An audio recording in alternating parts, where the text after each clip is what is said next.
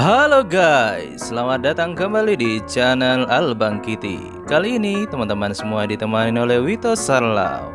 Dan kesempatan kali ini kita akan membahas salah satu film yang berjudul Real Steel.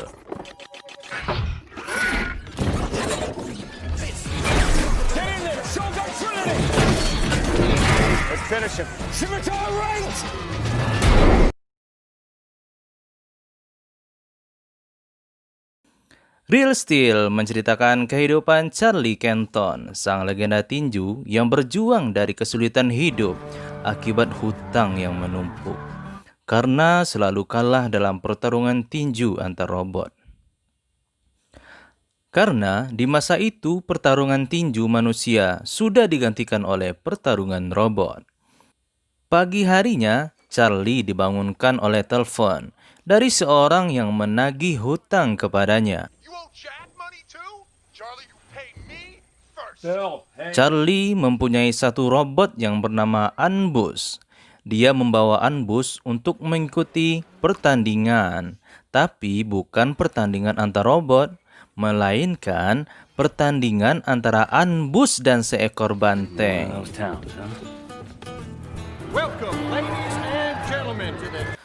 Akan tetapi, banteng yang menjadi lawan Anbus tidak sesuai dengan perjanjian mereka, di mana berat banteng yang seharusnya melawan Anbus adalah seberat 364 kilo.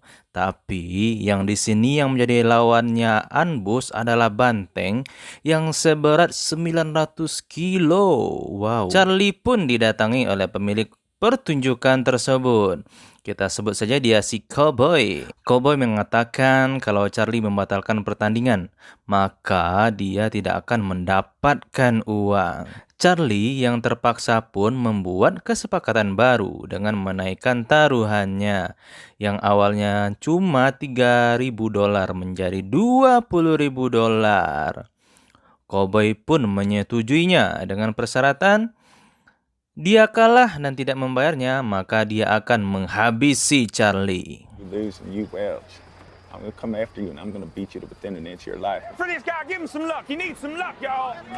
Pertandingan pun dimulai. Charlie masuk dengan gaya andalannya.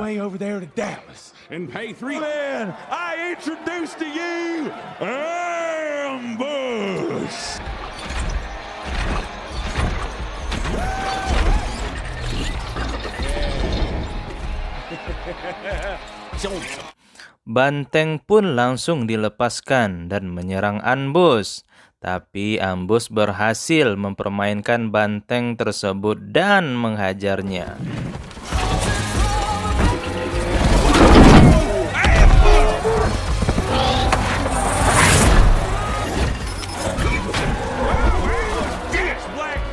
Karena Charlie merasa sudah menguasai pertandingan, dia pun lengah. Akibatnya, Anbus langsung diserang hingga kakinya terputus.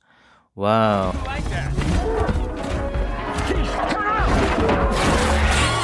Karena pertandingan tidak bisa dihentikan, Charlie pun berusaha bertahan. Tetapi karena kondisi Anbus yang sekarat, dia harus menerima kekalahan.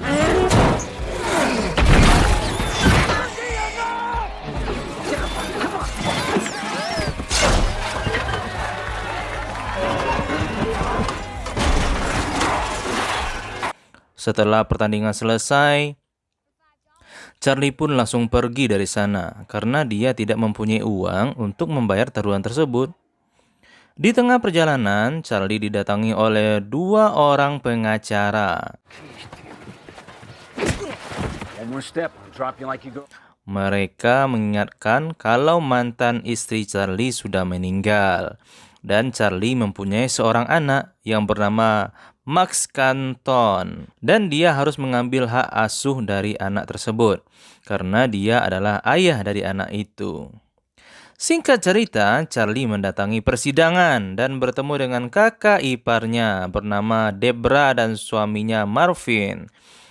Ternyata Debra menginginkan hak asuh atas Max karena dia yakin bisa membesarkan Max dengan layak. Tapi pengadilan belum menyetujuinya sebelum Charlie membebaskan hak asuhnya terhadap Max. Charlie yang melihat kalau suaminya Debra adalah orang kaya, dia berencana untuk memanfaatkannya. Mereka pun bertemu di luar. Marvin yang sangat sayang kepada Debra menawarkan uang $75.000 agar Charlie memberikan hak asuh kepada Debra. In August. 100. 100,000? You're her. Tapi Charlie meminta $100.000. Dengan sedikit terpaksa, Marvin pun menyetujuinya dengan persyaratan 2 kali pembayaran. Dan Charlie tidak boleh memberitahu soal penawaran ini kepada Debra, sang istrinya. Dan Marvin akan menjemput Max setelah dia pulang liburan. Sehingga Max harus tinggal dengan Charlie selama mereka liburan. $50,000 as promised. And tells me you want this time with Max. Yeah. You did it. See you, pal. Max, we'll see you at the end of... Setelah mendapatkan uangnya, Charlie langsung membeli sebuah robot yang bernama Noise Boy. Robot petinju asal Jepang yang sangat canggih yang bisa dikendalikan lewat suara. Oh, crap. Well, his composite armor's been replaced. Let's see if the inside's... Charlie pun langsung mencobanya. Akan tetapi, ketika dia memberi perintah, Noise Boy tidak meresponnya. Charlie emosi langsung menganggap kalau Noise Boy rusak. Lalu Max mengambil pengendali suaranya dan memberikan perintah menggunakan bahasa Jepang. Dan Noise Boy meresponnya. Charlie yang kaget menanyakan di mana dia belajar bahasa tersebut. Max menjawab kalau dia belajar dari video game. Lalu Bailey mengganti sistem suara Noise ke dalam bahasa Inggris. Bailey ini adalah temannya si Charlie, guys. Ini apa cara bacanya ya? Bailey. Si Billy aja ya. Sehingga Charlie bisa mengendalikannya.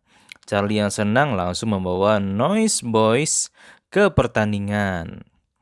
Max yang melihat itu memaksa ikut dengan Charlie. Dengan sedikit ancaman, Charlie pun menyetujui anaknya tersebut ikut ke pertandingan. Ride. Put on your seatbelt. Don't talk.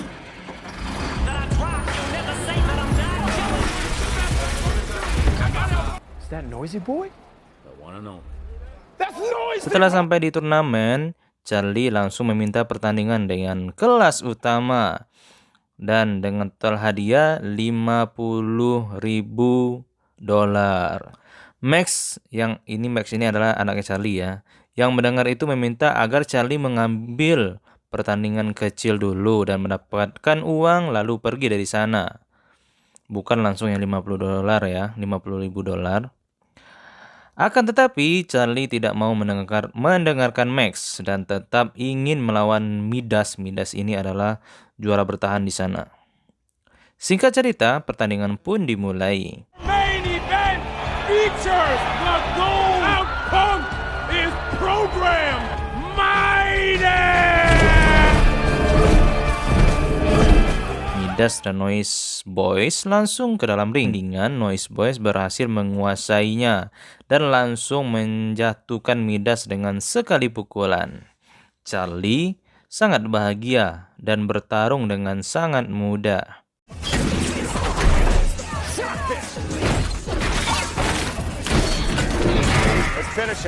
Di tengah pertandingan, Charlie yang mencoba mengakhiri pertandingan malah mendapat pukulan dari Midas yang membuat Noise Boys terlempar. Midas langsung menghajar Noise Boy. Charlie yang panik tidak bisa mengendalikan Noise Boy, sehingga keadaan menjadi terbalik. Damage shield! That's it. No. Shadow punch!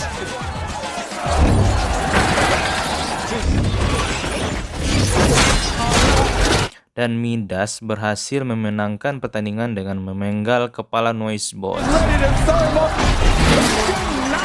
That's a home run for Midas.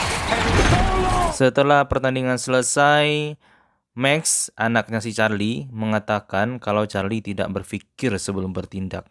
Karena Charlie belum menguasai Noise Boys dan memaksa mengambil pertandingan utama. Jadi teman-teman harus menguasai terlebih dahulu ya. Singkat cerita, mereka pun pergi dari sana dan menuju tempat rongsokan robot untuk mencari perlengkapan atau onderdil untuk membuat sebuah robot baru. Mereka pun masuk ke sana. Di tengah mengumpulkan barang-barang, Max terjatuh karena dia berdiri di tepi jurang. The Machado, Jiu-Jitsu, Muay Thai, and thousands in between. Get the humans out of there and let the machines kill each other. Or you're on a cliff.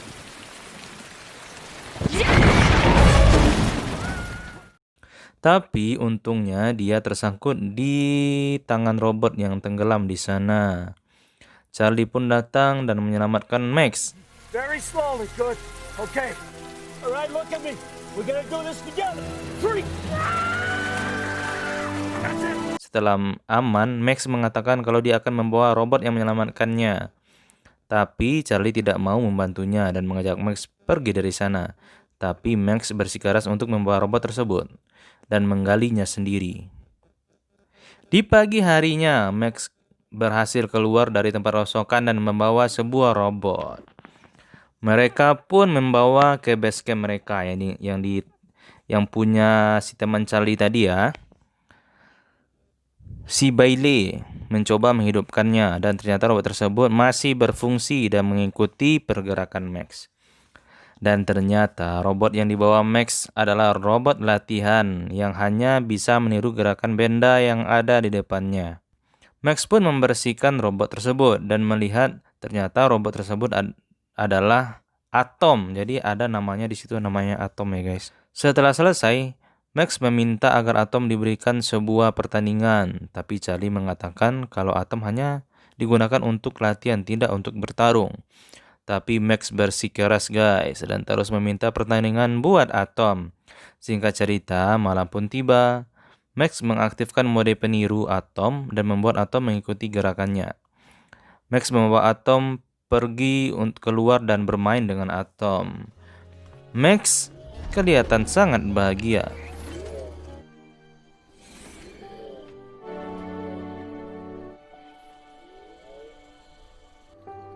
Don't worry. Your secret's safe with me. Di pagi harinya, si Bailey menceritakan kisah tentang Charlie kepada Max, yang menjadi seorang petinju yang sangat hebat. Singkat cerita, malam pun tiba. Charlie dan Max pergi ke tempat turnamen profesional. Karena Charlie ingin meminjam uang kepada temannya yang ada di sana. Sesampai di sana, Max melihat Zeus yang menjadi juara dunia tinju robot di sana. Max sangat kagum melihat Zeus. Sepertinya Max sangat mengidolakan Zeus. Di sisi lain, Charlie tidak mendapatkan pinjaman dari temannya, tapi temannya menyarankan untuk Charlie mengikuti pertarungan kecil di zoo. Zoo ini adalah kebun binatang ya guys. Keesokan harinya mereka ke sana dan bertemu dengan Kingpin yang akan menjadi lawan Max. You know, this is Max. Kingpin. Call me Kingpin. All right, Kingpin. So, How much you All right. He can fight my robot Metro. Kingpin menawarkan Max untuk melawan satu ronde dengan hadiah $100. Max menjawab dia akan bertanding melawan Kingpin 2 ronde dengan harga $500. Kingpin pun mengatakan kalau Max bisa bertahan satu ronde, dia akan memberikan Max $1.000. Tapi jika dia kalah maka Atom akan menjadi milik Kingpin. Max pun menyetujuinya. Akhirnya Max mendapat pertarungan pertamanya. Pertandingan pun dimulai. Max yang baru pertama kali bertanding mengalami kesulitan untuk mengendalikan Atom, sehingga dia sering mendapatkan pukulan dari Kingpin. Speed on this guy. Keep moving. You better slip that headlock, man. This ain't gonna end well for you. I'm trying. Waktu pun tinggal 30 detik. Charlie yang menyadari itu menyuruh Max untuk terus bergerak dan menghindar, tapi Atom malah terperangkap dan mendapatkan serangan sehingga dia jatuh.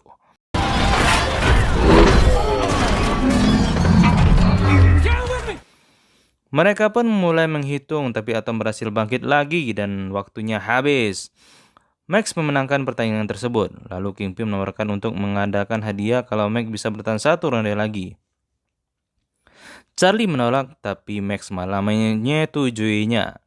Pertandingan pun dilanjutkan. Max dan Charlie pun memutuskan untuk ke sana dan berhasil memukul Kingpin yang menyebabkan robotnya mengalami kerusakan sistem. Lalu mereka pun menghitung bersama.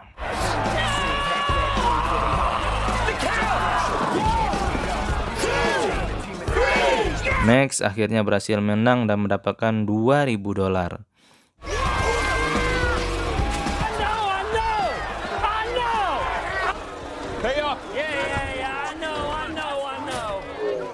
Mereka pun ditawar untuk mengikuti pertandingan dengan hadiah $4.000. Max dan Charlie pun pergi dari sana dan menginap di sebuah motel yang ada di sana. Hey, Bailey. Your feet. Feet.